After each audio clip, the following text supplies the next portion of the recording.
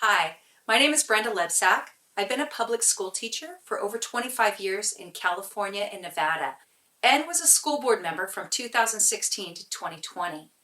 As an insider, I feel compelled to warn parents about dangerous ideologies being promoted to your impressionable children. I have always been an advocate of public education, but not anymore. This agenda is not about transgenderism. It is about intentionally confusing children about their gender so they will go on puberty blockers and become sterilized before graduation.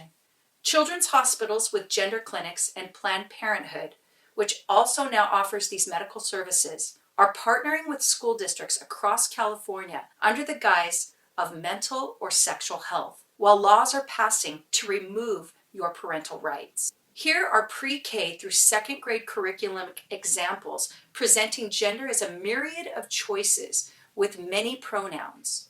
In the book, they, she, he, me, free to be. Here's a picture of people who are both genders using the pronoun of they.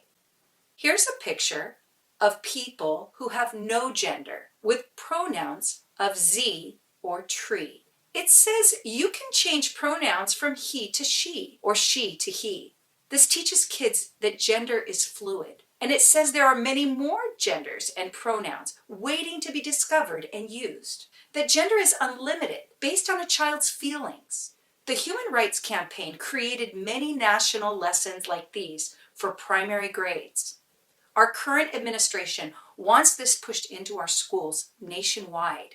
This primary book, called Who Are You?, is in our digital library database. It says, some people say there are only two genders, but there are really many genders. I am girl, boy, both, neither, or just me. There are more than just two choices. These are a few words people use: trans, genderqueer, non-binary, gender fluid, bigender, third gender, two-spirit, and there are even more words people are using to describe their experience. This is called the gender spectrum.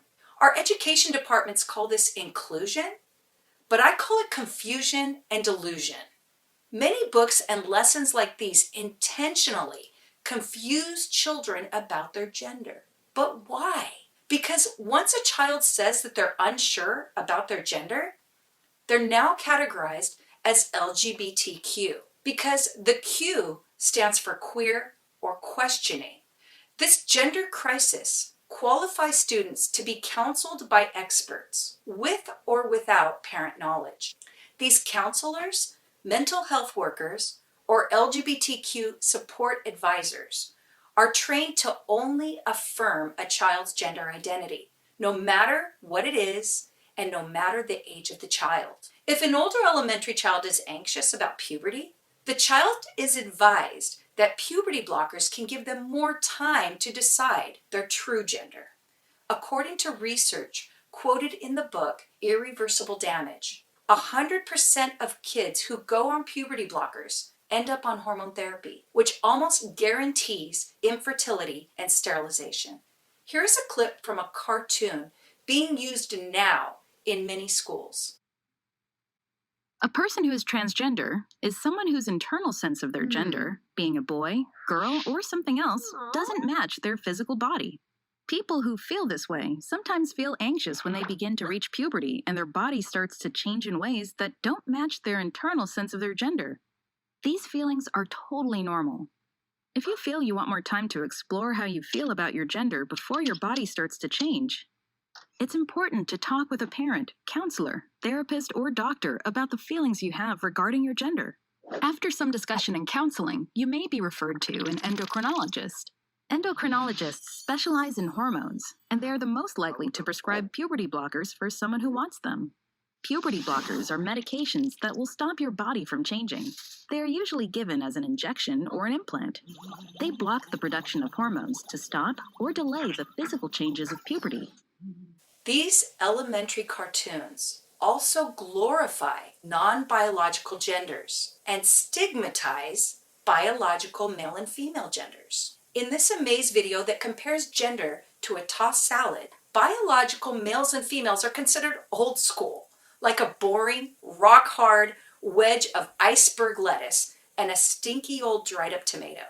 while other non-binary genders are compared to exciting salad ingredients. See it for yourself. All right, folks, here we go. A romaine and kale salad with avocado, cucumber, shishito peppers, and 4 kinds of cheese. Sprinkled in balsamic straight from Italy. Wow! In my day, salads only had 2 ingredients. A rock-hard wedge of iceberg lettuce and a stinky old dried-up tomato.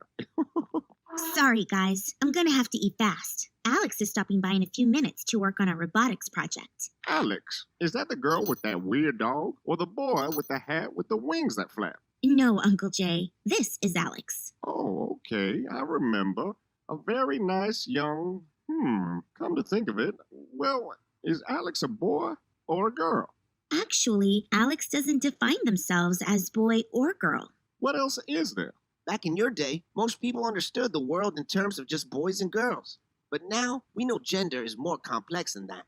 These extremist ideologies and unethical medical practices that are now promoted in public education, to me, are child abuse and psychological exploitation.